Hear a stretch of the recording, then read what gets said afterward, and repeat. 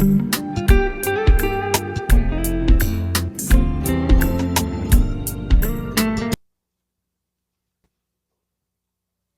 አደራችሁ? ክብር ለአምላካችን ለእግዚአብሔር ይሁን። እንጸልይና ዛሬ ደግሞ ወደምንከፋፈለው ወደ እግዚአብሔር ቃል ሐሳብ እንሄዳለን። አምላካችን እግዚአብሔር ሆይ በጌታችን በኢየሱስ ክርስቶስ ስም እጅግ አድርገን እናመሰግንሃለን። ክብርና ምስጋና ለስም ይሁን። በመካከላችን ስላለ ተመስገን። ደግሞ ቃልህን እንድትቆርስልን እንድትመግበን በኢየሱስ ክርስቶስ ስም እንጸልያለን። የቃልህን መንፈስና ሐሳብ እንድታስረዳን እንድታብራራልን መንፈስ በመካከላችን ሆኖ እንዲያስተምረን በኢየሱስ ክርስቶስ ስም እንጸልያለን። ይህንን የማይወዱ የጨለማ ኃይላት የሰው ልብና ሐሳብ አእምሮ ለመያዝ የተመደቡ ሁሉ በጌታ በኢየሱስ ክርስቶስ ስም የተከለከሉ ይሁኑ። ፈቃዳቸውን እንዳይፈጽሙ በኢየሱስ ስም የተከለከሉ ይሁኑ። ቃል በስልጣን ወደ እያንዳንዳችን እንዲመጣ በኢየሱስ ክርስቶስ ስም ጸልያለሁ። አሜን። በጌታ በኢየሱስ ክርስቶስ ስም አሜን። የማቴዎስ ወንጌል ምዕራፍ 4 ቁጥር 23 ቁጥር 23 እና 24 አነባለሁ። እንደዚሁም ደግሞ ምዕራፍ 5 ከቁጥር 1 ጀምሮ ያለውን አነባለሁ።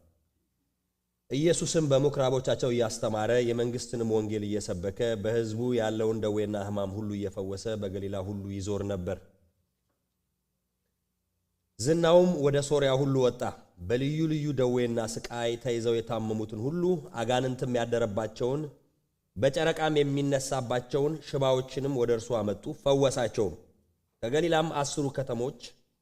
ከገሊላም ከ10 ከተማም ከኢየሩሳሌምም ከይሁዳም ከዮርዳኖስም ማዶ ብዙ ሕዝብ ተከተሉት። ምዕራፍ 5 ቁጥር 1 ሕዝቡንም አይቶ ወደ ተራራ ወጣ። በተቀመጠም ጊዜ ደቀ መዛሙርቱን ወደ እርሱ ቀረቡ። አፉንም ከፍቶ አስተማራቸው፣ እንደዚህም አለ። በመንፈስ ድሆች የሆኑ ብፁዓን ናቸው፣ መንግሥተ ሰማያት የነሱ ናትና። የሚያዝኑ ብፁዓን ናቸው፣ መጽናናት ያገኛሉና። የዋሆች ብፁዓን ናቸው፣ ምድርን ይወርሳሉና። ጽድቅን የሚራቡና የሚጠሙ ብፁዓን ናቸው፣ ይጠግባሉና። የሚምሩ ብፁዓን ናቸው፣ ይምራሉና። ልበ ንጹሖች ብፁዓን ናቸው፣ እግዚአብሔርን ያዩታልና። የሚያስተራርቁ ብፁዓን ናቸው፣ የእግዚአብሔር ልጆች ይባላሉና። ስለ ጽድቅ የሚሰደዱ ብፁዓን ናቸው፣ መንግሥተ ሰማያት የነርሱ ናትና። ሲነቅፏችሁና ሲያሳድዷችሁ በእኔ ምክንያት ክፉውን ሁሉ በውሸት ሲናገሩባችሁ ብፁዓን ናችሁ፣ ዋጋችሁ በሰማይ ታላቅ ነውና ደስ ይበላችሁ፣ ሐሴትም አድርጉ። ከእናንተም በፊት የነበሩትን ነቢያት እንዲሁ አሳደዋቸዋልና ይላል። ዛሬ እንግዲህ ለጥቂት ሳምንታት የምንከፋፈለው የእውነተኛ በረከት መንገዶች በሚል ሐሳብ ነው። የእውነተኛ መንፈሳዊ በረከት መንገዶች በሚል ሐሳብ ነው የምንከፋፈለው። ዛሬ እንጀምራለን፣ እንዲሁም ደግሞ ጥቂት ሳምንታት አብረን እንቀጥላለን ማለት ነው። ያው እንደምታውቁት በረከትን የማይፈልጋት ማንም የለም። እስቲ መባረክ የሚፈልግ ቢባል ሁሉም እጁን ነው የሚያወጣው። እና እውነተኛ በረከት ምንድነው? አንድ ሰው ተባረከ የምንለውስ መቼ ነው? ደግሞ የእውነተኛ በረከትስ መንገዶች ምንድናቸው የሚለውን ሐሳብ ነው እንግዲህ የምንከፋፈለው። እንግዲህ የእውነተኛ በረከትን ምንነት ኢየሱስ ክርስቶስ በተራራው ስብከት ላይ ግልጽ አድርጎ አስቀምጧል። በረከት ለሚፈልግ እውነተኛ የተባረከ ሕይወት መኖር ለሚፈልግ ሰው ትክክለኛ የበረከትን ዴፊኒሽን ያስቀመጠው ጌታችንና መድኃኒታችን ኢየሱስ ክርስቶስ ራሱ ነው። በረከት ምንድነው ትርጉሙን፣ እንደዚሁም ደግሞ ይሄንን በረከት ሰዎች እንዴት ሊያገኙት እንደሚችሉና እውነተኛ የበረከት ሕይወት ሰዎች እንዴት መለማመድ እንደሚችሉ ጌታችን ኢየሱስ ክርስቶስ በተራራው ስብከት ወይም በተራራው ትምህርት ላይ ያስተማራቸውን ነው ማለት ነው የምናየው። ኢየሱስ ክርስቶስ የተራራው ትምህርት ለዚህ ጥያቄ ወይም ለበረከት ጥያቄ ለሰው ልጆች የእውነተኛ በረከት ጥያቄ መልስ የሰጠበት ክፍል ነው። የተራራው ትምህርት ማለት ያው እንደምታውቁት ሁላችሁም ከማቴዎስ ወንጌል ምዕራፍ 5 ቁጥር 3 ጀምሮ እስከ ማቴዎስ ምዕራፍ 7 ቁጥር 27 ያለው ነው። እንግዲህ የተራራው ስብከት በመባል በተለምዶ ይታወቃል። ነገር ግን ከስብከትነቱ ይልቅ ትምህርትነቱ ጎልቶ የሚታይ ነው። ለዚህም ደግሞ ማስረጃው አፉን ከፍቶ አስተማራቸው ይላል። ደግሞ ምዕራፍ 7 ላይ ትምህርቱን ሲጨርስ የመጨረሻ ላይ በትምህርቱም ተደነቁ ብሎ ይዘጋል። ስለዚህ ከስብከትነቱ በተለምዶ ስብከት ይባል እንጂ ትምህርት ነው። ይሄ ማለት ግን ትምህርት ከስብከት ይበልጣል ወይም ለማወዳደር አይደለም። ሁሉም የየራሱ ዓላማ አለው። ግን ስብከት ብዙ ጊዜ የአዋጅ ባህሪ ያለው ስብከት ማለት አሁን ኢየሱስ ክርስቶስ አገልግሎቱን ምዕራፍ 4 ቁጥር 23 ላይ እንዳነበብኩላችሁ ያስተምር ነበር፣ በየምኩራቦቻቸውም ያስተምር ነበር፣ ደግሞ የመንግስቱን ወንጌል ይሰብክ ነበር፣ በደዌ በልዩ ልዩ በሽታ የተያዙትን ዴሊቨረንስ አገልግሎት ይሰጥ ነበር። አጠቃላይ ምዕራፍ 4 ቁጥር 23 ላይ የምናገኘው የኢየሱስ ክርስቶስን የአገልግሎት ሰመሪ ነው። ኢየሱስ ክርስቶስ በአጠቃላይ በህይወቱ እዚህ ምድር ላይ በኖረበት ጊዜ ያደረጋቸው ነገሮች ምንድነው? አንደኛ ያደርግ የነበረው የመንግስቱን ወንጌል ይሰብክ ነበር። መንግስቱ ቀርባለች፣ መንግስቴ ቀርባለች፣ ወደ መንግስቴ መግባት ለሚፈልግ ወደዚች መንግስት መምጣት ለሚፈልግ መንግስቴ ቀርባለች ነው። በኢየሱስ ክርስቶስ ወደ ምድር መምጣት የእግዚአብሔር መንግስት ሩቅ የነበረችውና ከሰው ልጆች ርቃ የነበረችው መንግስት ቀርባለች፣ መግባት ትችላላችሁ ብሎ ይህንን የመንግስቱን ወንጌል ያውጅ ነበር፣ ይሰብክ ነበረ። ከዛ ደግሞ የሚሰበሰቡትን ህዝብ ያስተምር ነበረ። ቃሉን እያስተማረ ማስተማር እንደምታውቁት ከስብከት የሚለየው ዝርዝር መሆኑ ነው። ስብከት አዋጅ ነው። የአዋጁን ዝርዝር ሐሳብ ደግሞ የሚይዘው ትምህርት ነው። ስለዚህ ኢየሱስ ክርስቶስ በአገልግሎቱ ይሰብክ ነበረ። ደግሞ የስብከቱን ጭብጥ ሐሳብ በትምህርቶቹ ደግሞ ዲቴሉን የእግዚአብሔር መንግስት ኑሮ ምን እንደሚመስል የእግዚአብሔር መንግስት ራሷ ምን እንደሆነች ቫሊዋ ዋጋዋ ምን ያህል እንደሆነ በዛች ውስጥ የሚገቡና የሚኖሩ ሰዎች በምን አይነት የህይወት ስርዓት መኖር እንዳለባቸው ዝርዝሩን ስለ መንግስቱ ባህሪያት ሁሉ ያስተማረበት ህይወት ነው ያለው ማለት ነው። ስለዚህ ያስተምር ነበር፣ ይሰብክ ነበር። ሌላኛው ያደርግ የነበረው ነገር ምንድነው? በልዩ ልዩ ተጽዕኖ ውስጥ የነበሩትን በአጋንንት የታሰረ ሰውን ቁጭ ብሎ ከነ እስራቱ ያስተምረውም ነበር፣ ነፃ ያወጣው ነበር፣ ይፈታው ነበር። ልዩ ልዩ ደዌ ያለባቸው በአጋንንት የታሰሩ በልዩ ልዩ ጨለማ ውስጥ ያሉትን ቀድሞ ነፃ ያወጣቸው ነበረ። እግዚአብሔር ይህንን ኃይልና ክብር ወደ ቤተክርስቲያን በእውነት ይመልስ። የቤተክርስቲያንም አገልግሎትና ተልኮ የተጠቁትን ነፃ ማውጣት፣ የታሰሩትን መፍታት፣ በልዩ ልዩ ደዌ የተጠቁትን መፈወስ፣ እንደገና ደግሞ የመንግስቱን ወንጌል ማወጅና መስበክ፣ የመጡትን ደግሞ እያስተማሩ እውነተኛ ደቀ መዝሙር ማድረግ የቤተክርስቲያን ተልኮ ነው። ራሱ ያደርግ የነበረውን ይህንኑ ነገር ነው ለቤተክርስቲያን የሰጠው ማለት ነው ኢየሱስ ክርስቶስ። ስለዚህ በዚህ የተራራው ስብከት ማለት ኢየሱስ ክርስቶስ ማቴዎስ እንደዘገበልን ወይም ደግሞ ሪከርድ አድርጎ እንዳስቀመጠው 5 ትልልቅ ትምህርቶችን በማቴዎስ ወንጌል ላይ አስተምሯል። የሚታወቁ ትምህርቶች አሉት። ማቴዎስ ብዙ ታምራቶቹን ጠቅሷል። የኢየሱስ ክርስቶስ ዋና ተልኮ ምን እንደሆነ፣ ምድር ላይ ምን እንዳደረገ፣ እንዴት እንደተመላለሰ ጽፏል። ምድር ላይ ኢየሱስ ካደረጋቸው ነገሮች አንዱ ማስተማር ነው ብሎ አስቀምጦታል።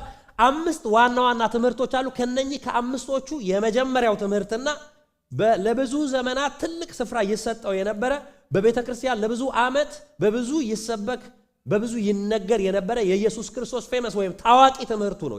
ከምዕራፍ 5 እስከ 7 ያለው ማለት ነው። እና ስለዚህ ከዚህ መካከል ከምዕራፍ 5 እስከ 7 ካለው መካከል ስለ በረከት፣ ስለ እውነተኛ በረከት የተናገረውን በተለይም ምዕራፍ 5 ከቁጥር 3 ጀምሮ እስከ ቁጥር 12 ያለውን ነው ማለት ነው በእነዚህ ሳምንታት የምንመለከተው። እሺ፣ የተራራው ስብከት ወይም የተራራው ትምህርት ምንነት?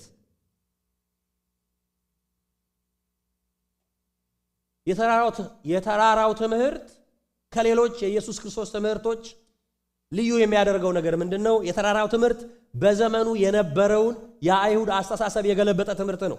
ምክንያቱም ኢየሱስ ክርስቶስ ወደዚህ ምድር በመጣበት ጊዜ አይሁድ ከሙሴ ሕግ ጋር በተያያዘ እንዲሁም የራሳቸውንም ደግሞ ጨማምረው ይኖሩበት የእግዚአብሔር ስርዓት ነው ብለው ይመላለሱበት የነበረ አስተሳሰብ፣ ልማድና ወግ ሲስተም ነበረ። ያንን ሁሉ የገለባበጠበት ኢየሱስ ክርስቶስ እውነተኛ የሕግ ሰጪ፣ እውነተኛ የሕግ ተርጓሚና ሕጉን ማሻሻል ሲያስፈልግ የሕጉ አሻሻይ ባለቤት አምላክ፣ ፍጹም አምላክ መሆኑን የገለጠበት ትምህርት ነው። ምክንያቱም በማቴዎስ በተራራው ትምህርት ላይ ኢየሱስ ክርስቶስ ከሚታወቅበት ንግግሩ አንዱ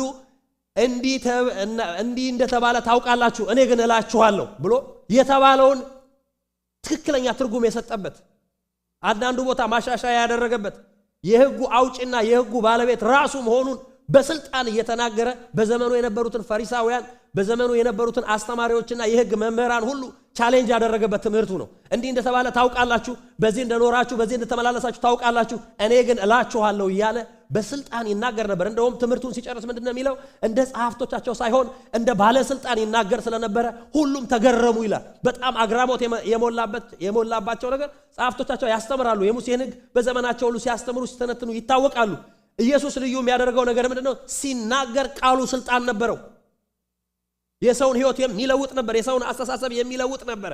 ስለዚህ የተራራው ስብከት ልዩ የሚያደርገው ነገር ምንድነው? በዘመኑ የነበሩትን የአይሁድ ማህበረሰብ አስተሳሰብና የህይወት ዘይቤ በሙሉ ቻሌንጅ ያደረገና የገለባበጠ ትምህርት ነበር። ሌላ የተራራው ትምህርት የአማኞች የሥነ ምግባር ልክ ምንነትን የገለጠ ነው። ወደዚህ መንግስት የተጠሩ ሰዎች የህይወት ጥራታቸው ወይም የሥነ ምግባር ልካቸው ምን መምሰል እንዳለበት የገለጠበት ትምህርት ነው። ፓስተር መራዊ ንጉሴ የሚባል ኢትዮጵያ ያለ ፓስተር የምታውቁት ከሆነ ቱምቢ የሚባል አንድ መጽሐፍ ጽፏል እና በዛ መጽሐፉ ላይ ምን ይላል? ይሄ የተራራው ትምህርት ለአዲስ ኪዳን አማኞች የህይወት ጥራት መለኪያ ቱምቢ ነው ብሎ ርዕሱንም ቱምቢ ነው ያለው የመጽሐፉን። ግን የተራራው ስብከት ማለት ወይም የተራራው ትምህርት ማለት ለአዲስ ኪዳን አማኞች የሥነ ምግባር ልክ እንዴት መመላለስ እንዳለበት ልካችን ስታንዳርዳችን ይሄ ነው የሚል ቱምቢ ነው፣ እንደ ቱምቢ ነው ያስቀመጠው ይላል። አንድ አማኝ አንድ በእግዚአብሔር መንግስት ውስጥ ያለ ሰው አንድ ኢየሱስ ክርስቶስን እከተላለሁ የኢየሱስ ክርስቶስ ደቀ መዝሙር ነኝ የሚል ሰው ህይወቱ የተዛነፈ ይሁን ወይም በስታንዳርዱ ልክ ይኑር አይኑር የሚለካበት መለኪያው ይሄ ትምህርት ነው ይላል። ቱምቢ ማለት እንደምታውቁት የግንበኞች መሳሪያ ነች። አንድ ህንፃ ከመሰረቱ ጀምሮ እስከ ላይ ድረስ ሳይዛነፍ ትክክል መሆኑ የሚለካው ቱምቢ ወደ ታች ተዘርግቶ ነው። ምናልባት እዚህ ውስጥ የኮንስትራክሽን ሰዎች አላችሁ ታውቁታላችሁ። ስለዚህ የተራራው ትምህርት ማለት የህይወት የክርስትና ህይወት የኢየሱስ ክርስቶስ ተከታይነት የሥነ ምግባር ልክ ምንነት የሚታይበት መለኪያ ቱምቢ ነው ይላል። አክሎም በዛ መጽሐፉ ላይ ምን ይላል? መለኪያውን የማያውቅ ልኩን አያውቅም ይላል። የክርስትና ልክ ማወቅ ከፈለጋችሁ መለኪያውን ማወቅ ነው። ስለዚህ እነኚህ የተራራው ትምህርቶች ክርስትና ምን እንደሆነ ኢየሱስን መከተል ምን እንደሆነ ልኩን ያሳየበት። ምክንያቱም ከ10 ከተሞች መጀመሪያ እንዳነበብኩት በገሊላ አውራጃ የነበሩ 10 ከተሞች ዙሪያ ሰዎች ተሰበሰቡ። ዝናው በከተማ ወጥቶ ነበር። ይፈውሳል ስለተባለ ተአምራትን ያደርጋል ስለተባለ በትምህርቱም ዝናው እጅግ ወጥቶ ስለነበረ ሰዎች ተሰበሰቡ። ብዙ ደቀ መዛሙርት መጡ ወደሱ፣ ግር ብለው መጡ። ከ10 ከተሞች መጡ ይላል። ከሶሪያም ከይሁዳ አካባቢም ከገሊላ አውራጃ ከተሞች ሁሉ ሰዎች ተሰበሰቡ። ሲሰበሰቡ ነው ወደ ተራራ ወጥቶ የተራራው ስብከት የተባለበት ምክንያት ተራራ ላይ የአይሁድ መምህራን ተራራ ላይ ወጥተው የማስተማር ልማድ አላቸው። ከፍ ያለ ቦታ ላይ ቁጭ አለ። ከዛ የተሰበሰቡትን በሙሉ ዝም ብሎ መሰብሰብ ሳይሆን እውነተኛ ደቀ መዝሙርነት ይሄንን ይመስላል።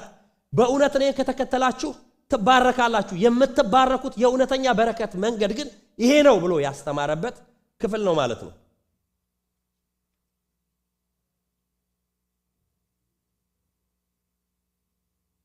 ስለዚህ የተራራው ትምህርት ሌላኛው የእውነተኛ ደቀ መዝሙርነት መገለጫዎች ምንድናቸው የሚለውን ያብራራበት።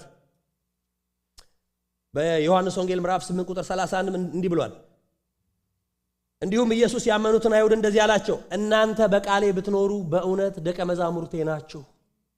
ስለዚህ አንድን ደቀ መዝሙር የሚያሰኘው ተመላላሽ ተከታይ መሆኑ ብቻ ሳይሆን ኢየሱስ ክርስቶስ ያለበት ስፍራ መገኘቱ ብቻ ሳይሆን የሚያስተምረውን ቃሎች አጥብቆ ተረድቶ በዛ የሚመላለስ። እናንተ ያመኑትን አይሁድ ነው የሚለው፣ አምነውበታል፣ ተከትለውታል፣ ደቀ መዛሙርቱ ነን ብለው ያስባሉ። እሱ ግን ምን አላቸው? ያመኑትን አይሁድ እናንተ በቃሎቼ ብትኖሩ በእውነት ምኖቼ ናችሁ? ደቀ መዛሙርቴ ናችሁ። ስለዚህ የእውነተኛ ደቀ መዝሙርነት መገለጫዎችን ያብራራ ትምህርት ነው ማለት ነው።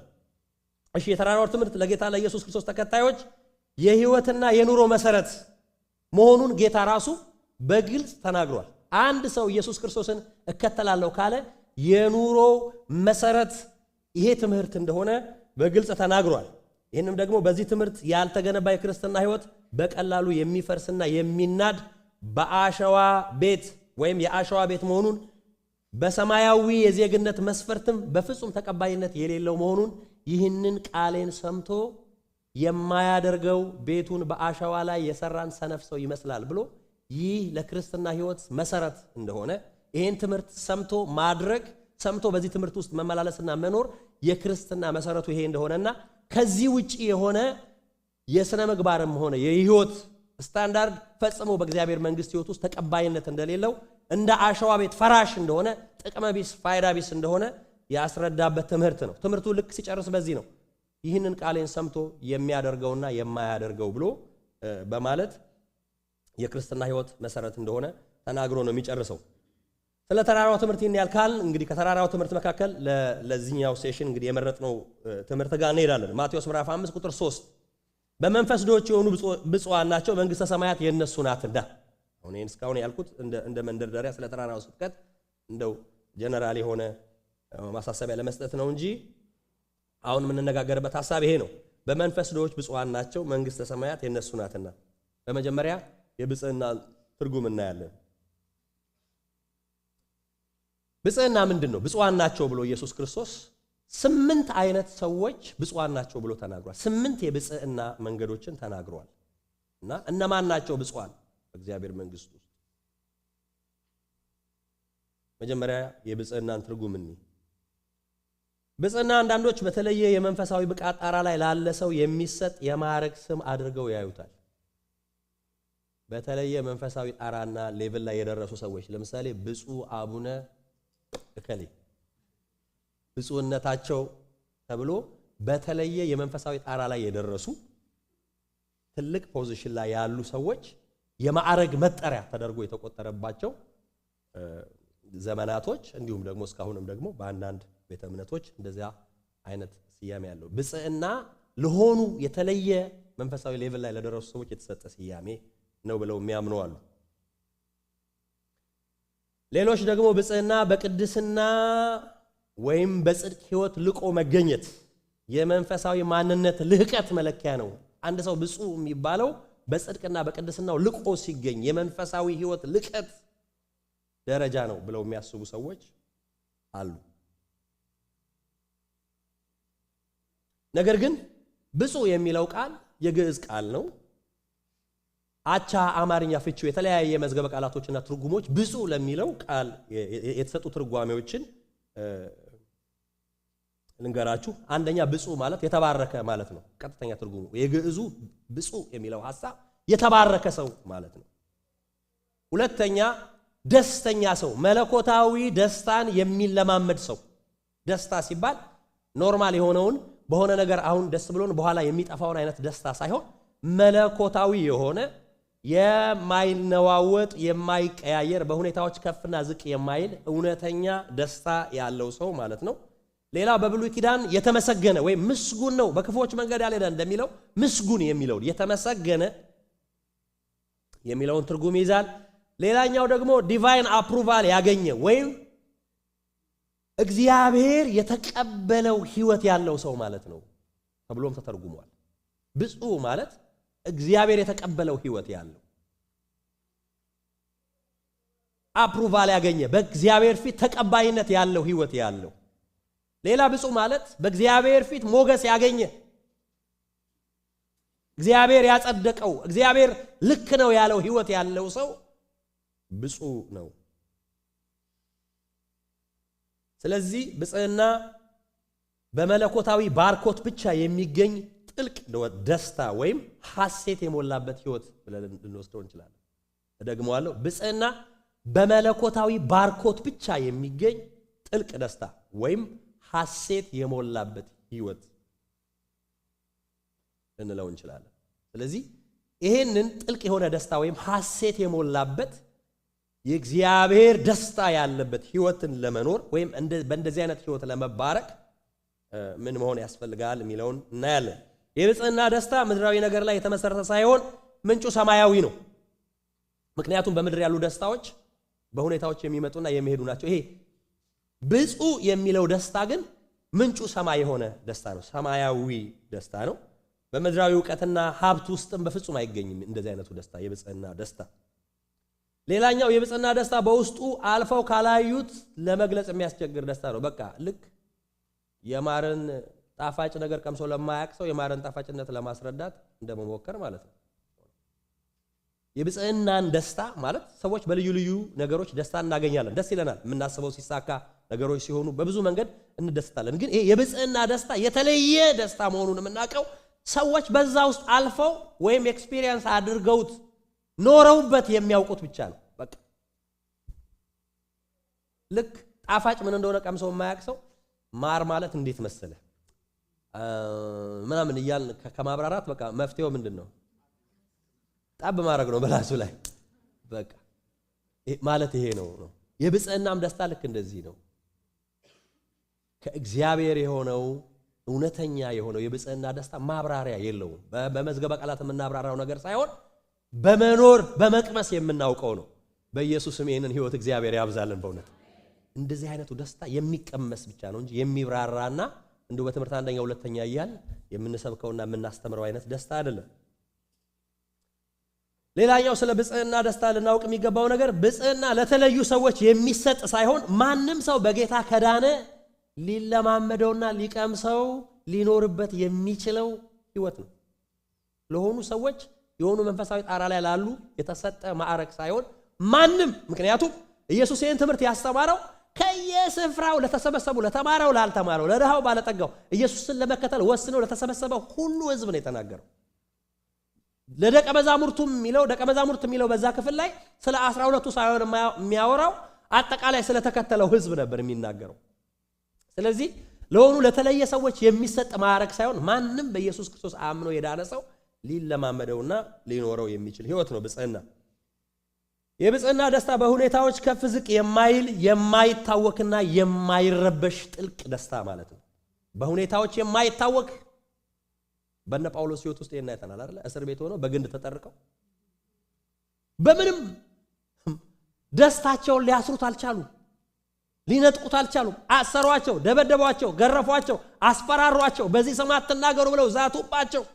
ነገር ግን የብጽዕናን ህይወት የተለማመዱ ስለሆኑ ከእስር ቤት ሆነው በጌታ ደስ ይበላቸው ብለው ይጽፋል። ውጪ ላሉት ላልታሰሩት ማለት ነው።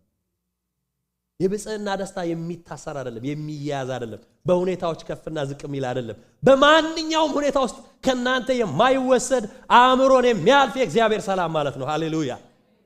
በምንም ነገር የማይናወጥ ጠላት ብዙ ነገር ወደ ህይወታችሁ ሊያመጣ ይችላል። ብዙ ሰልፍ ውስጥ ብዙ መከራ ውስጥ ልታልፉ ትችላላችሁ። ያያችሁት እጃችሁ ላይ ያለ ነገር ሁሉ ብትንትን ሊል ይችላል። በውስጣችሁ ያለውን ይሄንን የብጽዕና ደስታ ግን ማንም ሊነጥቃችሁ አይችልም፣ ማንም ሊወስድባችሁ አይችልም። እግዚአብሔር ወደ እንደዚህ አይነት የደስታ ህይወት በእውነት ያስገባችሁ። በምንም የማይናወጥ በምንም የማይነካ ሃሌሉያ፣ በምንም የማይገኝ አይተኬ የሆነ የእግዚአብሔር ደስታ መለኮታዊ ደስታ ነው ማለት ነው። ስለዚህ እውነተኛን በረከትን ስንተረጉም እውነተኛ በረከት ምንድነው ያልን እንደሆነ አንድ ሰው ተባርኳል የምንለው በህይወቱ ደስተኛና እርካታ ያለው ሰው ማለት እንጂ ብዙ ነገር ያለው ሰው ማለት አይደለም። በኢየሱስ ክርስቶስ አስተምህሮ መሰረት አንድ ሰው ተባረከ ማለት ብዙ ማቴሪያል አለው ማለት አይደለም። ብዙ ነገሮች አሉት አይደለም። ትንሽም ኖረው ብዙ ባለው ነገር ደስተኛና የረካ ህይወት ካለው ያ ሰው ተባርኳል። መርካት ነው፣ እውነተኛ ደስታን ማግኘት ነው እንጂ በረከት የቁጥር ነገር አይደለም። በረከት የሆነ ነገር የመኖርና ያለመኖር ነገር አይደለም። እንደዛ ቢሆንማ እነ ጳውሎስ ምስኪኖች ነበሩ፣ መች ተባረኩ እንዴ? ታዲያ ኤፌሶን ላይ በሰማያዊ በረከት በሰማያዊ ስፍራ በመንፈሳዊ በረከቱ የባረከኝ የጌታችን ኢየሱስ ክርስቶስ አምላክና አባት ምን ይበል ይባረክ እንዴ? ይሄ እኮ ካልተባረከ ሰው የሚወጣ ድምጽ ሳይሆን ከተባረከ እኔ ተባርቄ ጨርሻለሁ በቃ ባርኮኛል ብሎ ነው የባረከኝ ይባረክ ብሎ ነው የጀመረው አይደል? ስለዚህ በረከት ከሚቆጠርና ከሚታይ ነገር በላይ ያለፈ ነገር ነው። በረከት ከውጭ ወደ ውስጥ የሚመጣ ሳይሆን ከውስጥ ወደ ውጭ የሚወጣ ነገር ነው። ከሁኔታዎች ከቁሳቁስ የሚመጣ ደስታ አይደለም። እውነተኛ በረከት በኢየሱስ ክርስቶስ አስተምህሮ መሰረት ከውጭ ወደ ውስጥ የሚወጣ ነው። ከውጭ ነው የሚወጣው እንጂ ከውጭ ወደ ውስጥ አይገባም። ከውስጥ ነው ወደ ውጭ የሚወጣው። ውስጣዊ ነው፣ የማይናወጥ ነው፣ የማይረበሽ ነው፣ የማይነካ ነው። ሰይጣን ብዙ ነገር ሊሞክር ይችላል። ከእግዚአብሔር ይሄ ደስታ ተሰጥቷችሁ ከሆነ ወገኖቼ ወይ ማንም ሊነካው አይችልም። ማንም ከውስጣችሁ ላይ ያወጣው አይችልም። እየሞቱ እንኳን ደስተኛ ነበሩ፣ እየተገረፉ ደስተኛ ነበሩ፣ እየተሰቃዩ ደስተኛ ነበሩ።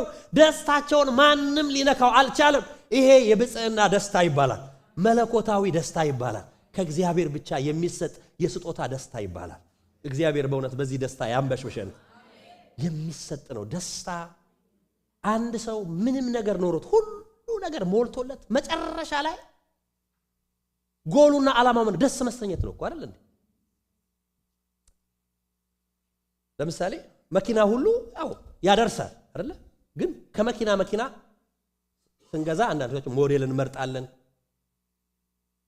ሳይዝ እንመርጣለን፣ ከለር እንመርጣለን እነኚህ ነገሮች ሁሉ መኪና በቃ ጥቁሩም ነጩም ያደርሳል። ለምን ነው የምንመርጠው? ደስ እንዲለን ነው እኮ መጨረሻ። የሁሉ ነገር መጨረሻው ምንድነው? ደስታ ነው አይደል እንዴ?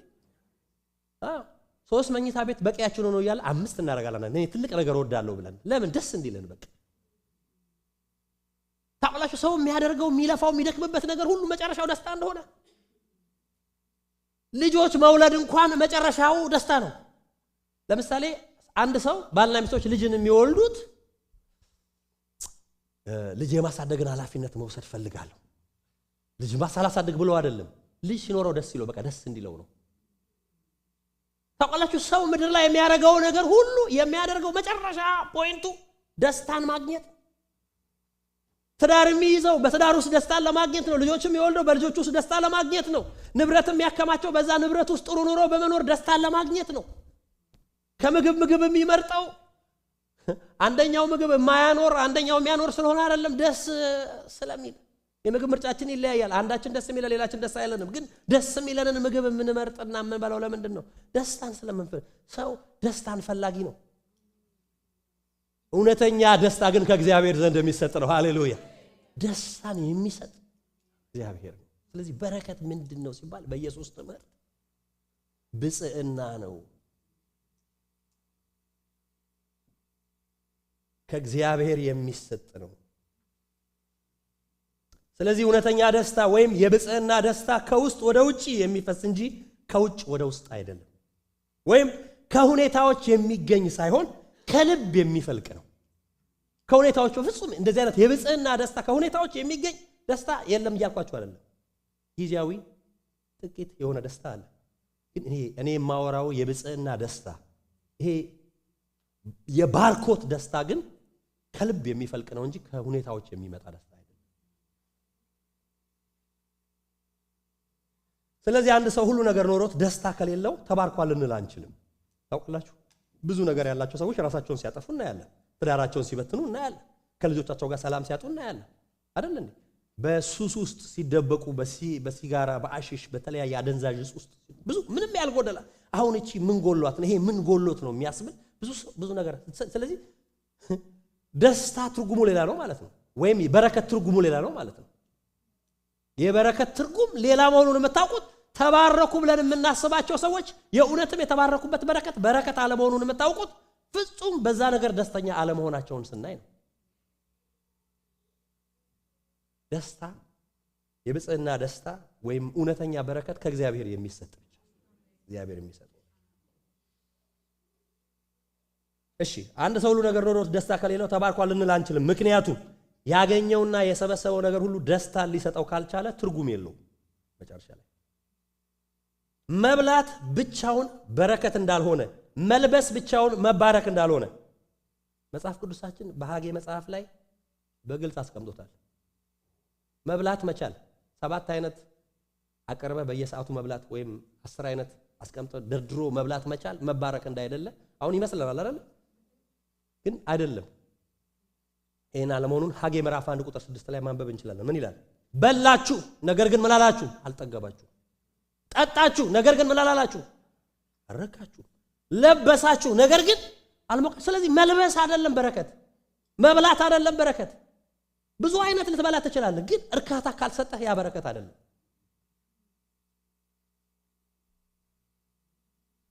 አንድ ሰውዬ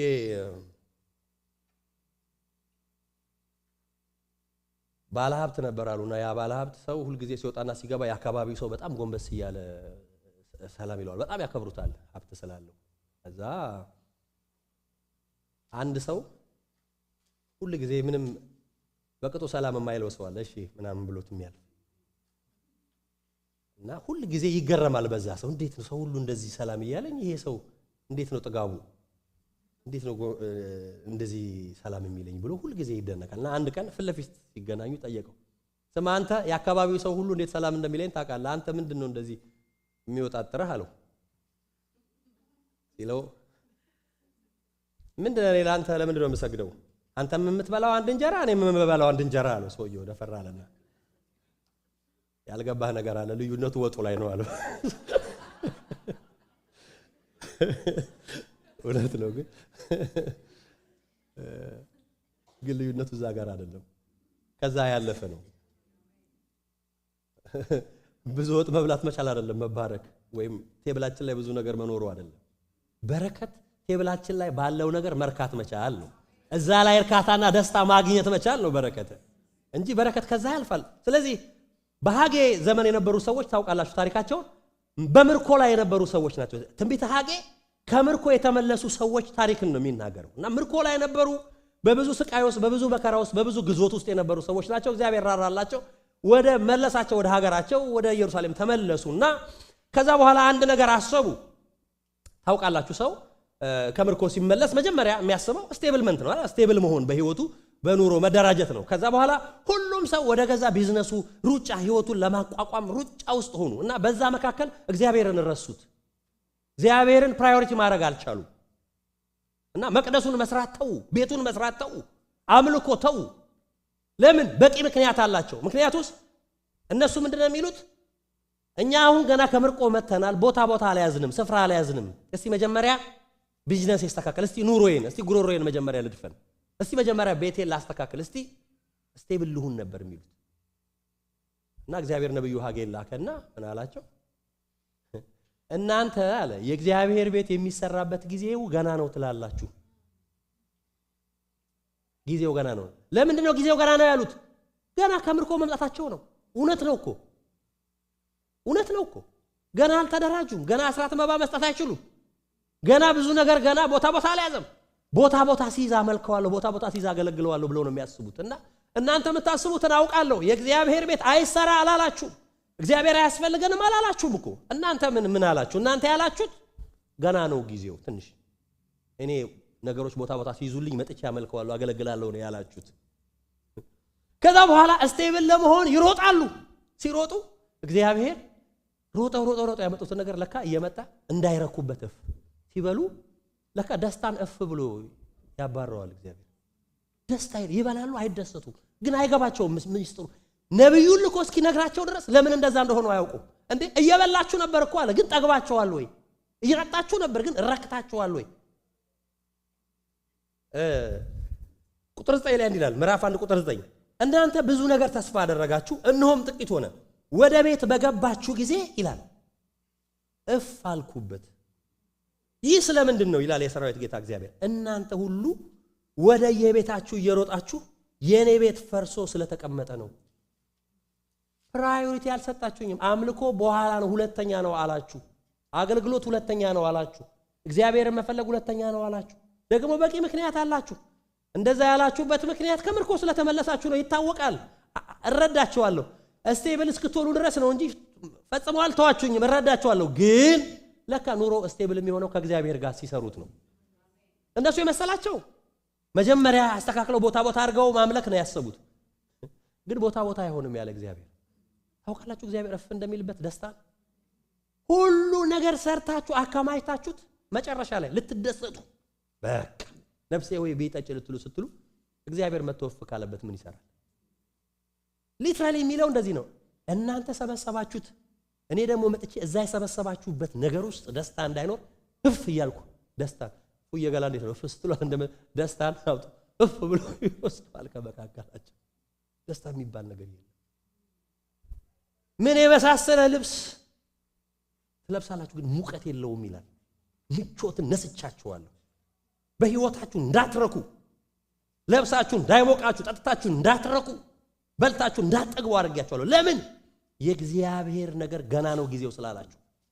እናንተ በተሸላለመ ቤት እየኖራችሁ የእግዚአብሔር ቤት ፈርሶ፣ አምልኮ ፈርሶ፣ አገልግሎት ፈርሶ፣ እናንተ የራሳችሁን ነገር ቅድሚያ ሰጣችሁ እግዚአብሔርን ሁለተኛ አድርጋችሁ የምትደሰቱ መስሏችሁ ነበር። ግን በፍጹም አሁንም ልባችሁን በመንገዳችሁ ላይ አድርጉ። ተመለሱ።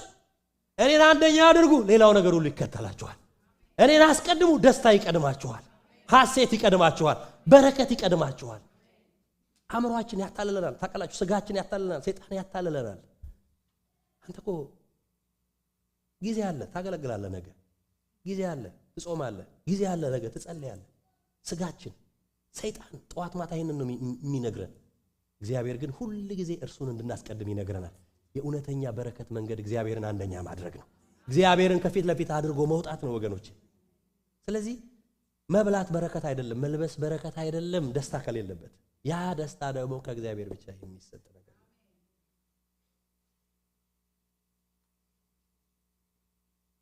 ደስታ ስጦታ ነው።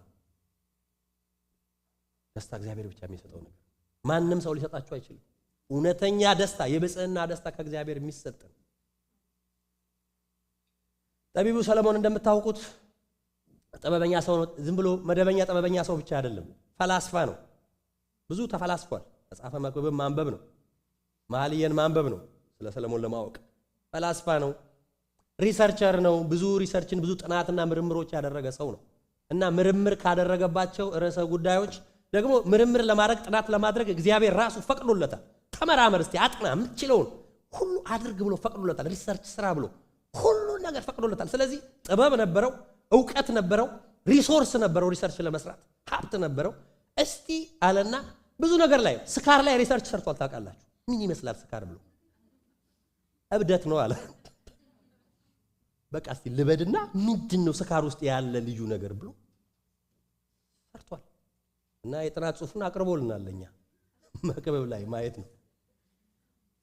በብዙ የህይወት ጉዳዮች ላይ ጥናት ሰርቷል፣ ምርምር አድርጓል ያለውን ሪሶርስ ተጠቅሞ። ግን በጣም ካጠናው ነገር አንዱ ስለ ደስታ ነው። ደስታ ላይ በደንብ ሪሰርች የሰራ ሰው ሰለሞን ነው። ደስታ ምን ይመስላል የሚለውን ለማየት የሰው ልጆች ለደስታዬ ደስተኛ ህይወት ለመኖር ያስፈልገኛል የሚሉትን ነገሮች ሁሉ ልሰብስብ ብሎ ተነሳ። አንድ ቀን መክብብ ምዕራፍ 2 ላይ እዩ። እስቲ ምንድነው ደስታ? እውነተኛ ደስታ ከምንድን ነው የሚገኘው ብሎ ተነሳ። ምን አደረገ ይላል? ብዙ የሚያገለግሉት ባሪያዎችን ሰበሰበ ይላል።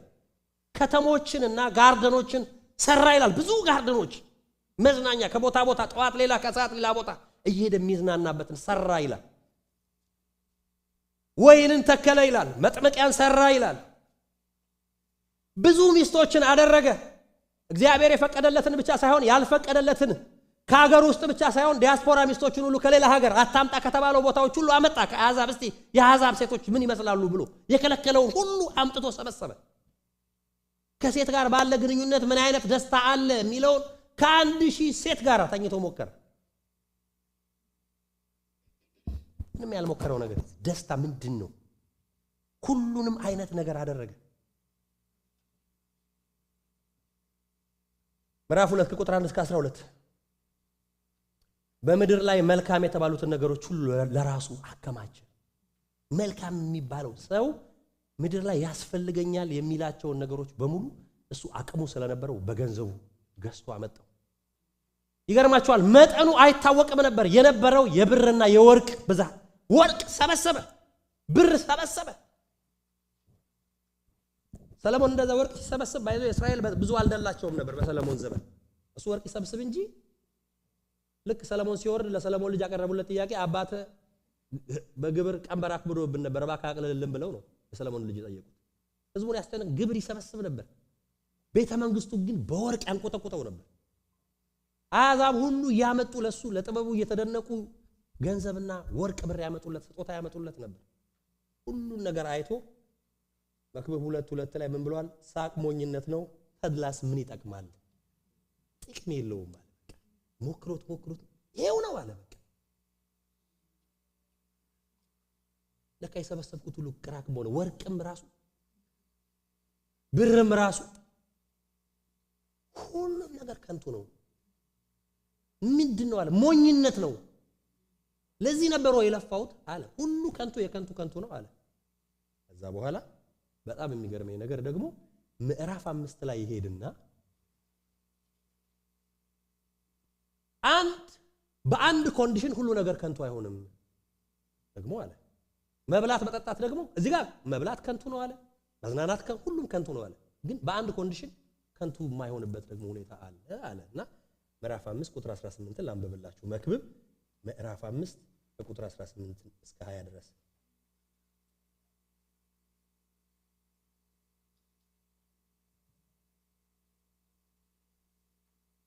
እነሆ ይላል። ቁጥር 18 መክብብ ምዕራፍ 5 ቁጥር 18 እነሆ እኔ ያየሁት መልካምና የተዋበ ነገር ሰው እግዚአብሔር በሰጠው በሕይወቱ ዘመን ሁሉ ይበላና ይጠጣ ዘንድ ከፀሐይ በታችም በሚደክምበት ድካም ሁሉ ደስ ይለው ዘንድ ነው፣ ይህ ዕድል ፈንታው ነውና ይላል። እግዚአብሔር ለሰው ሁሉ ባለጠግነትና ሀብትን መስጠቱ ከእርሷም ይበላና ዕድል ፈንታውን ይወስድ ዘንድ በድካሙም ደስ ይለው ዘንድ ማሰልጠኑ ይህ የእግዚአብሔር ስጦታ ነው አለ። መብላት መጠጣት የማን ስጦታ ነው? የእግዚአብሔር ስጦታ ነው። በድካም ደክመ በሰበሰብከው ነገር መደሰት የእግዚአብሔር ስጦታ ነው። ግን በአንድ ኮንዲሽን ይላል ቁጥር 20 ላይ እዩ። እግዚአብሔር በልቡ ደስታን ስለሰጠው እርሱ የህይወቱን ዘመን እጅግ አያስበውም። መብላት መጠጣት ማከማቸት ሁሉ በረከት የሚሆነው መቼ ነው? በልቡ ደስታን ከሰጠው እግዚአብሔር። ተሰብስቦ መጨረሻ ላይ ደስታ ጠብ ካላረገበት ዋጋ የለውም ብሏል ምዕራፍ 2 ላይ። እግዚአብሔር በልቡ ደስታን ስለሰጠው ይልና የዘመኑን ቁጥር እጅግ አያስበውም ይላል። ይህን ቃል በደንብ እንየው። ምን ማለት ነው? እግዚአብሔር በልባችሁ ደስታ ሲሰጣችሁ 50 ዓመት ኖራችሁ 50 ቀን ይኖራችሁ አይመስላችሁ። ደስታ ካለ በልቡ ደስታ ስለሰጠው የዘመኑን ቁጥር እጅግ አያስባትም ይላል። ስንት ዓመት እንደኖርኩ ሳታውቅ 50 ዓመት ኖርሃል ለካ። ላፍ ብሏል። ደስታን ከሰጠህ ማለት ነው። ህይወት ጣፋጭ ስለሚሆን እግዚአብሔር ኑሮ ላይ ደስታን ካስቀመጠበት ቀኖች መቼ እንደሄዱ አታውቅም። እያመለክ ድንገት 60 ገብተሃል። በቃ እያገለገልክ ሽርጉድ እያልክ ሄዷል። እድሜን ሁሉ አታስበው። ግን እግዚአብሔር ደስታን ከከለከለ 1 ዓመት እንደ 1000 ዓመት ነው የሚሆነው። ይሄ ማለት ምን ማለት መሰላችሁ?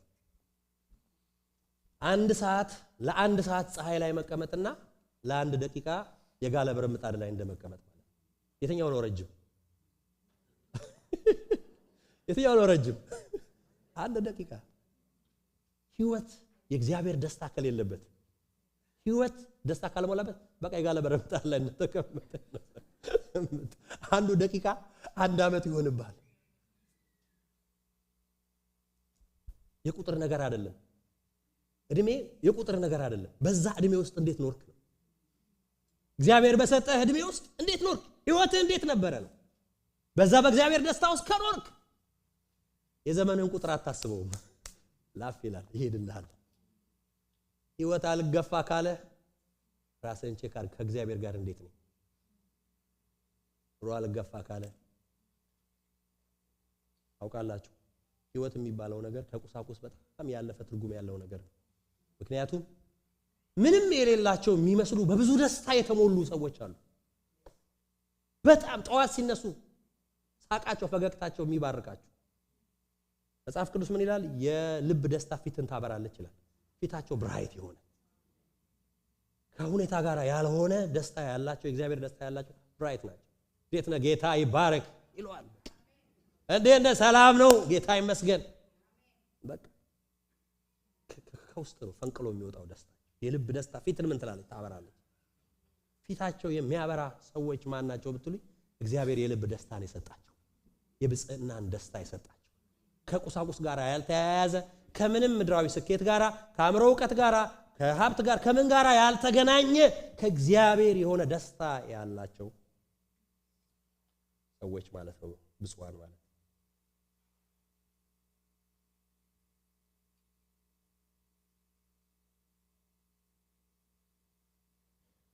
ስለዚህ ጌታችን ኢየሱስ ክርስቶስ ብፁዓን ያላቸው ሰዎች እንደዚህ አይነት የመለኮት ደስታን የሚለማመዱ ሰዎች ናቸው። ታዲያ ማን ናቸው? 8 አይነት ሰዎች አሉ ብፁዓን አለ ጌታችን ያስተምር። አንደኛ በመንፈስ ድሃ የሆኑ ሰዎች። በመንፈስ ድሆች ምኖች ናቸው? ብፁዓን። ምንድነው በመንፈስ ድሃ? መቼም በኑሮ ድሃ የሆነ ሰው አለመሆኑን የምታውቁት በመንፈስ ስላለ በቁሳቁስ እንዳልሆነ ግልጽ ነው። በመንፈስ ድሃ። ስለዚህ ይሄ የማቴሪያል ድህነትን ሳይሆን የሚያወራው ሌላ ነገር ነው። በመንፈስ ድሆች ማለት መንፈስ የሌላቸው ማለት ነው። የመንፈስ ቅዱስ እጥረት፣ የመንፈስ ሙላት ሾርቴጅ ያለባቸው ነው በመንፈስ ድሆች። እሱንም ሊሆን እንደማይችል ግልጽ ነው። ምክንያቱም መንፈስ ይሙላባችሁ እያለ መንፈስ የሌላቸው ሰዎች ብፁዓን ሊሆኑ አይችሉም አይደል? ስለዚህ የቁሳቁስ ድህነትም አይደለም፣ የመንፈስ ቅዱስ ሙላት እጥረትም አይደለም። ታዲያ በመንፈስ ድሃ ምንድን ነው? ኢየሱስ ክርስቶስ እያለ ያለው።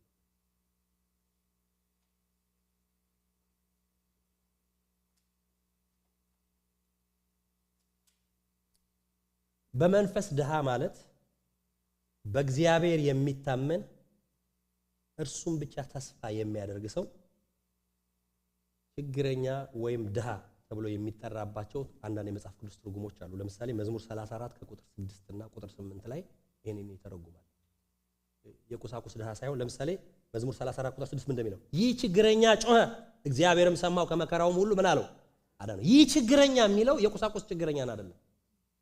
ዓለሙን የምታውቁት ቁጥር 8 ላይ እንደዚህ ይላል እግዚአብሔር ቸር እንደሆነ ቅመሱ ይሁም በእርሱ የሚታመን ሰው ምስጉን ነው። ይህ ችግረኛ የሚለው በእርሱ የሚታመነውን ሰው ነው። በእርሱ የሚደገፈውን በራሴ መኖር አልችልም የሚለውን እሞጣው ምገባው ባንተ እኮ ነው የሚለውን በመንፈስ ድሃ ማለት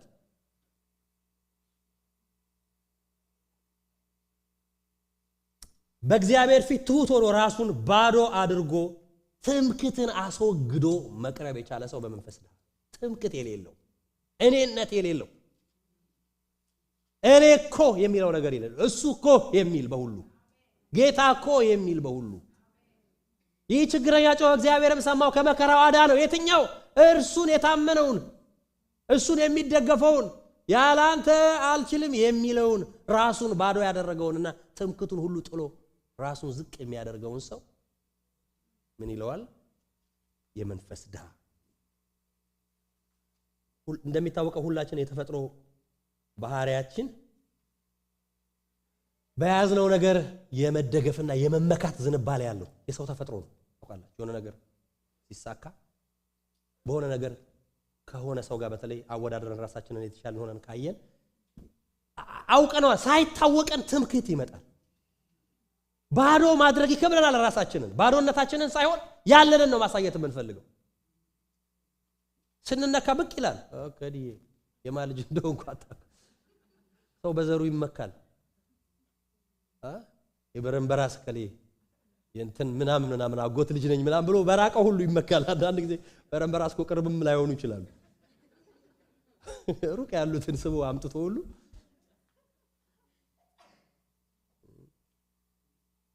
ትምክህት በዘር ባለን ስኬት ባለን የትምህርትና የእውቀት ደረጃ ይፈትናሉ። እነኚህ ነገሮች ዝንባሌ ነው። በቃ ወደዛ ያዘነበላል የሰው ልብ። ስትማሩ ራሳችንን አልተማረም ብለን ከምናስበው ሰው አንጻር ራሳችንን ስናወዳደር ሊሰማኝ ይገባል፣ ሊያደምጠኝ ይገባል፣ እኔ ብቻ ልናገር የሚል ስሜት ይኖረናል። ለምን ሌላው አያውቅም ብለን ትምክህት ነው። ዘር፣ እውቀት፣ ሀብት፣ ብልጽግና ብዙ ነገሮች አሉ ሰውን የሚፈትኑት። ስለዚህ በመንፈስ ድሃ የሆነ ሰው ማን ነው? በሚፈትኑ ነገሮች በእነኚህ ምድራዊ በሆኑ መመኪያዎች ሁሉ የማይመካ ትምክቱን ሁሉ ባዶ አድርጎ ትምክቴ አንተ ነህ የሚል ያለ አንተ ጸጋ ያለ አንተ ምሕረት እኔ ምንም ነኝ የሚል ሰው በእግዚአብሔር የታመነ ሰው ልቡን እግዚአብሔር ላይ ያደረገ ሰው ያ ሰው ብፁዕ ነው በእግዚአብሔር ፊት። አንዳንድ ጊዜ ሰው ብዙ ያለው ይመስለዋል እንጂ ምንም የሌለው እንደሆነ ልናውቅ ይገባል። እኛ ያለን ምንም የለንም። ባይዘው ምንም እንደሌለን የምታውቁት ስንሄድ ባዶአችንን ነው የምንሸኘው። ከመቃ ምንድነው ከሳጥን መግዣ በቀር ይዘነው የምንሄድ ነገር በቃ የመጨረሻ ኮስት የሚደረገው እዛ ላይ ነው። ምንም የለንም። እስትንፋሳችንና መንገዳችን ሁሉ ማጅ ላይ ነው ያለው እግዚአብሔር። ሰው ብዙ ነገር ያለው እየመሰለው ነው የሚመካው፣ ግን የለንም። እውነቱ ይሄ ነው፣ የለንም። ለዚህ ነው በእግዚአብሔር ብቻ የሚመካ በማይመካ በእግዚአብሔር ይመካ የተባለው። ለምንድን ነው? የሚመካበት ነገር ከምንም የማያድነው ቀን አለ። የሚመካበት ነገር አብሮት የማይሆንበት ጊዜ አለ። ስለዚህ አሁኑኑ ቁርጡን አውቆ ቀድሞ አይመካበት። ዘሩን አይመካ፣ ቤተሰቡን አይመካ፣ እውቀቱን አይመካ፣ ገንዘቡን አይመካ፣ ያለውን ስኬት አይመካ። ራሱን ባዶ ያድርግ። ያ ሰው ብፁዕ ነው።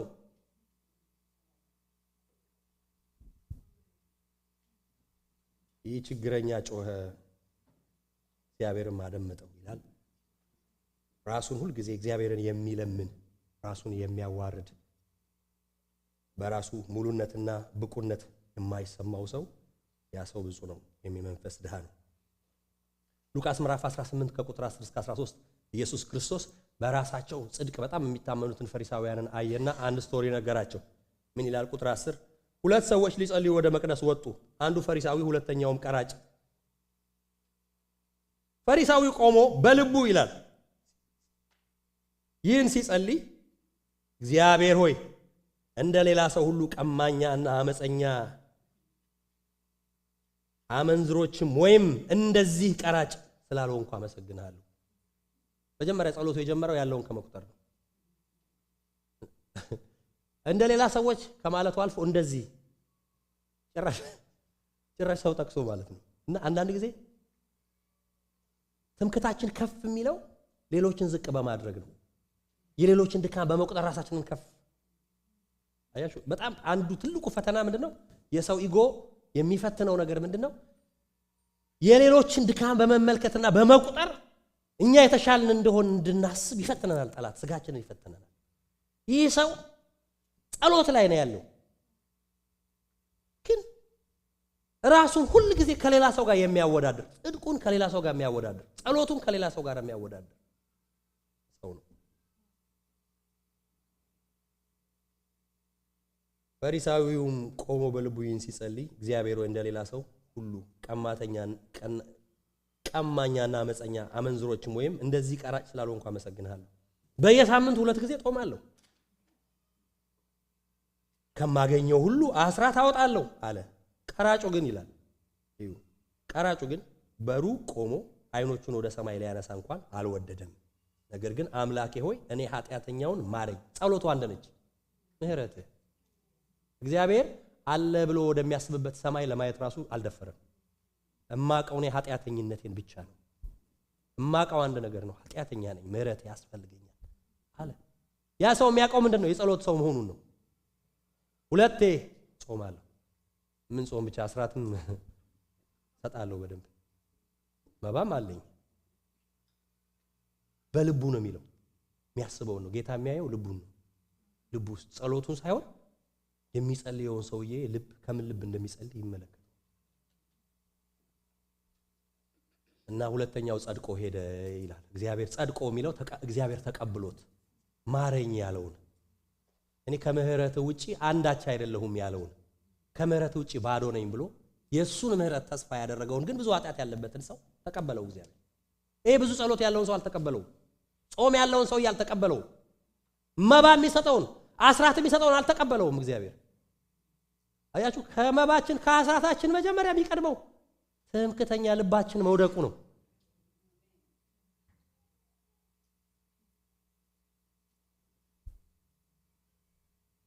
ዳጎስ ያለ አስራት የሚሰጡ ሰዎች ይፈታተናቸዋል። አንዳንድ ጊዜ ታውቃላችሁ፣ ካልተሰሙ የሚዋጋቸው ነገር አለ። ብዙ ያየሁት ነው ቸርች ውስጥ ስለኖርኩኝ። ከባድ ነው ትምክህት። ለመታዘዝ ይቸገራሉ፣ ማዘዝ ይፈልጋሉ፣ ይጥሳሉ። ኦቶሪቲ መሆን ያለበት እዚህ ቤተክርስቲያን ውስጥ እንደዚህ ነው ማለት ይፈልጋሉ።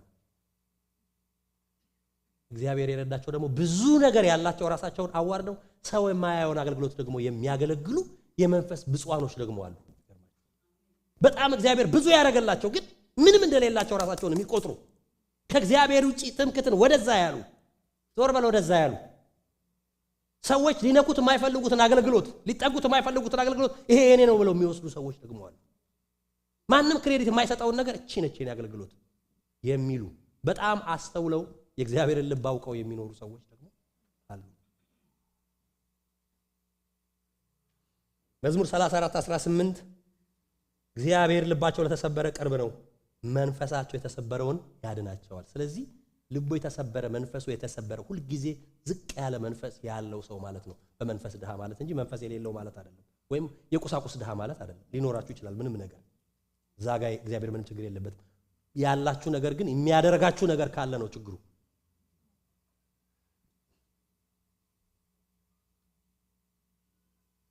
እግዚአብሔር ልባቸው ለተሰበረ ምንድነው? እስኪ ቅርብ ነው በሉኛ። ቅርብ ነው ለነማ ልባቸው ለተሰበረ ቅርብ ነው። መንፈሳቸው የተሰበረውን ያድናቸዋል። ይህን ነገር ከዳዊት በላይ የሚያብራራው ሰው የለም። የልብ መሰበርና መንፈሱ የተሰበረ ሰው መሆን ማለት ምን ማለት እንደሆነ ዳዊት ታውቃላችሁ። አሰቃቂ ኃጢአት ሰራ። አንድ ጊዜ የሰው ሚስት በስውር የአንዱ አገልጋዩን ለውትድርና የላከውን የአንዱን ወታደር ሚስት ሳያውቅ ማለት ወታደሩ በማያውቅበት እሱ ሳያውቅ አይደለም አውቆ ነው ከሷ ጋር በዝሙት ወደቀ። እሱ አይደለም የሚገርመው ኃጢአቱን ለመሸፈን ሲል ሰውየውን ገደለው። ዳዊትንም ያህል ልበ እግዚአብሔር ሰው ማለት ነው። ከዛ በኋላ ኃጢአቱን ሸፋፈነና ማንም አላየም፣ በሰው ቤት ማንም አላወቀም። በስውር የሚሰራውን የሚያይ እግዚአብሔር ግን አላለፈው። ነብዩን ላከና ኃጢአቱን ገለጠው። ምንም እንዳልተፈጠረ ዙፋንህ ልትቀጥል ታስባለህ ወይ አለው። ማንም አላየህም፣ እውነት ነው፣ እኔ ግን አይቻለሁ ያደረከውን ነገር አለው። ነብዩ ነገረው። አንተ ሰው ይሄን አርጋሃል አለው። ያን ጊዜ ዳዊት አንድ ጸሎት ብቻ ነው የጸለየው።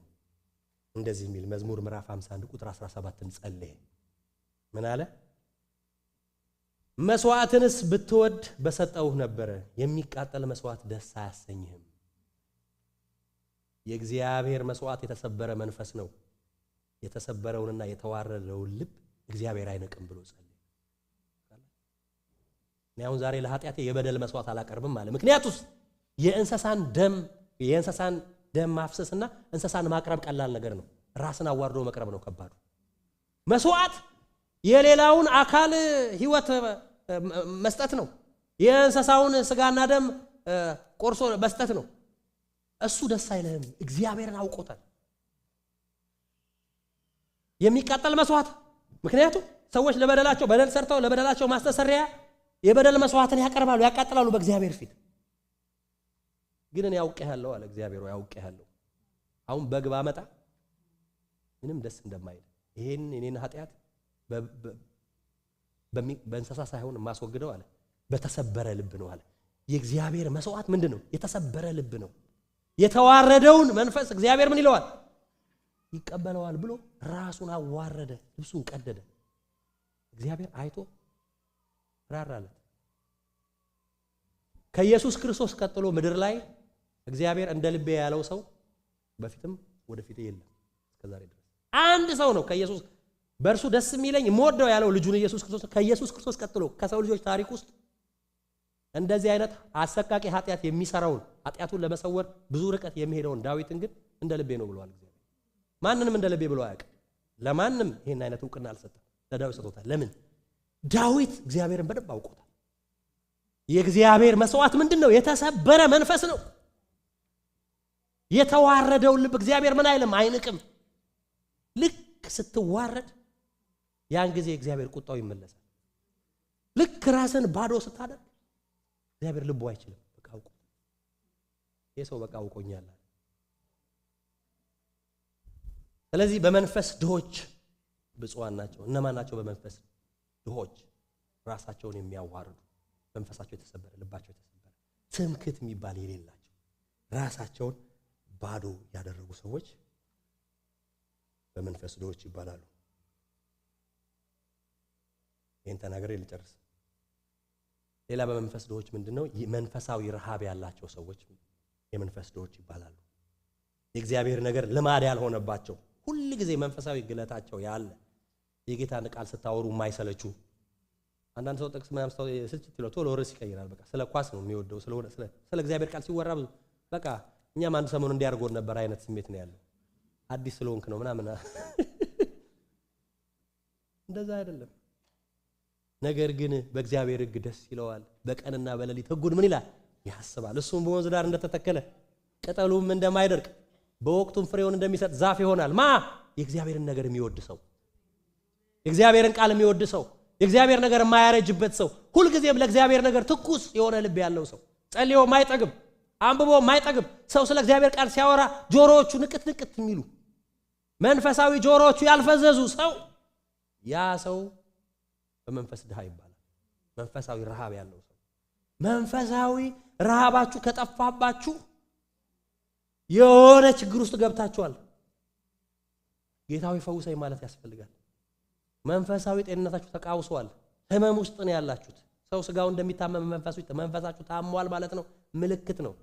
ሲምፕተም ነው። ቶሎ ብሎ ሶሉሽን ማግኘት አለበት። ስልትት ልክ አርፍዶ መጨረሻ ላይ መጥቶ ምናምን ቶሎ ሂድ ካለ አያልቅም እንደ ቃሉ። አምልኳቸው ደግሞ ረዘመ፣ ጥሩ ይዘምራሉ ግን የሚል የታዳሚ መንፈስ ውስጥ ካለ ኮኔክት አልሆንክም፣ ከህይወት ምንጭ ጋር አልተገናኘህም። የሆነ ነገር እየሆነ አይደለም ህይወትህ ላይ ማለት ነው። የሆነ ቦታ ዲስኮኔክት ሆነሃል። መንፈሳዊ ረሃብ ከጠፋ፣ መንፈሳዊ ጥማታችን ከጠፋ፣ ጠፍቶብን ኖርማል ሆነን መኖር ከቻል ያኔ ችግር ውስጥ ነው ያለ ነው ማለት ነው። እና በመንፈስ ድሃ ማን ነው? መንፈሳዊ ረሃብ ያለው የጌታ ነገር ሁሉ ጊዜ ማያረጅበት የእግዚአብሔር ነገር ያለበትን ነገር ሁሉ ያሸተተ የሚፈልግ በመንፈስ ድሆች ብፁዓን ናቸው መንግስተ ሰማያት የነሱ ናትና። ሪዋርዱ መንግስተ ሰማያት የነሱ ናት። ያ ማለት ምንድነው? መንግስተ ሰማያት የምንገባው በእንደዚህ ነው ማለት ሳይሆን መንግስተ ሰማያት ለመግባት የኢየሱስ ክርስቶስ ደም በቂ ነው። ግን መንግስተ ሰማያት የገቡ ሰዎች ህይወትና ባህሪ ይሄንን ይመስላል። ምንድናቸው? በመንፈስ ድሃ ናቸው። መንፈሳዊ ረሃብ አላቸው። ሁል ጊዜ ራሳቸውን ባዶ የሚያደርጉ እግዚአብሔርን የሚታመኑና የሚመኩ ናቸው ነው የመንግስቱ ባህሪ ነው። በመንግስቱ የሚኖሩ ሰዎችን ባህሪያት ነው እየነገረን ያለው እንጂ ወደ መንግስቱ ለመግባት አይደለም። ወደ መንግስቱ የገቡ ሰዎች ይሄ ህይወት እውነተኛ ደቀ መዛሙርቶች ይሄ ህይወት ሊኖራቸው ይገባል። በመንፈስ ድሃ ሊሆኑ ይገባል። ሁል ጊዜ ራሳቸውን ባዶ የሚያደርጉ ትምክታቸውን እየጣሉ በእግዚአብሔር የሚታመኑና የሚደገፉ እንደዚሁም ሁል ጊዜ በመንፈሳዊ ረሃብ መንፈሳዊ ረሃባቸው ሲጠፋ ቶሎ ብለው ንስሐ የሚገቡ ጾም ጸሎት የሚወስዱ ምሽግ የሚገቡ ቶሎ ብለው ሜንቴን አድርገው ተመልሰው ምን እየሆንኩ ነው ብለው ወደ መንፈሳዊ ግለታቸው ቶሎ ለመመለስ ጥረት የሚያደርጉ እነኚህ ብፁዓን ናቸው። እግዚአብሔር በመንፈስ ድህነትን ይስጠን። በእውነት በመንፈስ ድሆች ምንድናቸው? ብፁዓን ናቸው። እንጸልያለን።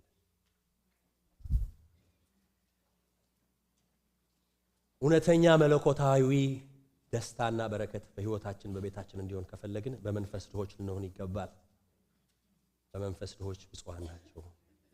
መንግስተ ሰማያት የማን ነው? የነሱ ነው። መንግስተ ሰማያት እንደዚህ አይነት ህይወትና ልብ ያላቸው ሰዎች ነች።